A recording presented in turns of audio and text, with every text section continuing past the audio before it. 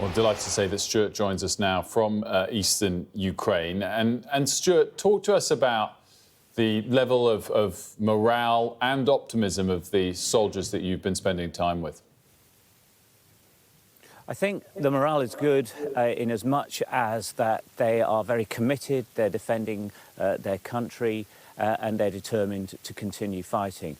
Optimism, I think, is somewhat in short supply, much like the infantry for that matter, and that really is the big problem. They're short of everything you can think of. They need more weapons, they need more support, they would like to be able to fire long-range weapons into Russia, but at the moment they can't. But the real crucial thing, and this is coming from a number of commanders we spoke to, is the number of men they are missing. They just don't have enough infantry, and of course the Russian forces are huge. We know, for example, in Kyiv, this is a region that Ukraine took in Russia itself, as many as 50,000 soldiers, including North Korean soldiers, are gathering together to try to get Kursk back. Now, that's just a huge number if you think about it. We know in the east the Russians have been gaining territory. It's not hugely quickly, but it is a constant, if you like. They just can't seem to stop them. Again, it's weight of numbers. And preparing more forces in the south as well to push, we believe. That's the intelligence reports that we've been seeing over the last day.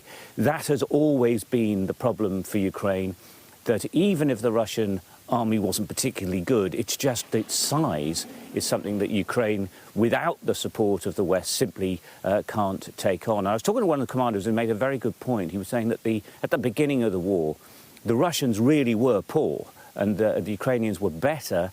They might have been outnumbered, but they were better at it. But the Russians have learned from that, this commander was telling me, and basically have become a much better fighting force themselves.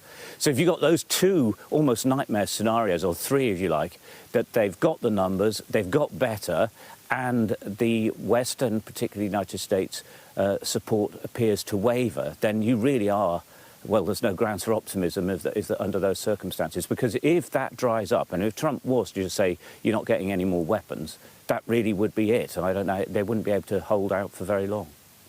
Talk to us, Stuart, about the views of the soldiers you spent time with towards both Biden and Trump, and how they assess the scale of support they've had thus far, and I guess their fears that it may dry up, as you just warned the consequences would be.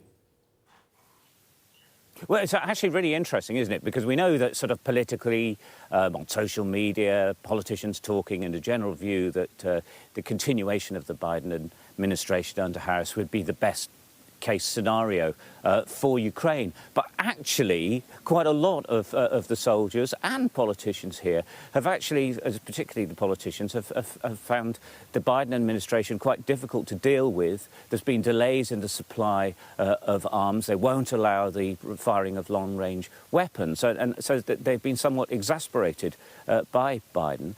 And what you wouldn't expect is actually there's a sort of optimism amongst them that Trump might not actually be as bad as all that, because the view is that he wouldn't want to appear weak in front of Putin. And so if he wants to get them to the negotiating table, he may actually say to Putin, you actually have to do this, because if you don't, we're going to really supply the Ukrainians with everything they need and more, and give them permission to use the weapons in a way they haven't been allowed to do so far. So that's sort of, if you like, the optimistic take that Trump, although in the past he said this is going to end in a day, we can't have forever wars. We know the vice presidential pick is also saying you can't have forever wars, it's costing a fortune. That was the view. But maybe if it comes down to negotiation, he can actually take the side of Ukraine. That's what the people, soldiers particularly here, are hoping for, if they're on the optimistic side.